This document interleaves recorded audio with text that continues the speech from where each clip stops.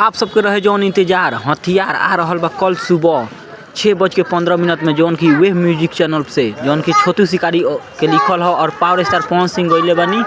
और जौन की आप सबको बता दी उनका संगे राज नंदिनी सिंह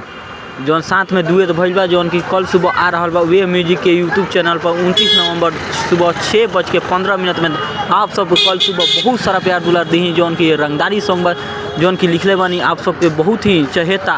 सिंगर छोटू शिकारी तो पोस्ट बहुत ही पहले भई रहे जौन की पोस्ट पर लिखा रहे कि बहुत जल्द बवाल होगी तो बवाल हो गई बा और डेट भी फाइनल हो गई बा। कल सुबह आप सब दोनों जोड़ी के बहुत सारा प्यार दुलार दी लोगिन और आप सबको बता दी कि गाना के बदौलत और जितना भी आप सब छोटू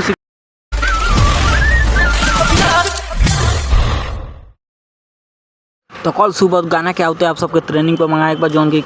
टीजर आज आ चुकल बा बहुत ही टीजर के प्यार दुलार मिला था तो कल छोटू शिकारी के लिखल गीत के बहुत सारा प्यार दुलार दी और नंबर 1 ट्रेनिंग पर मनाई। जय भोजपुरी।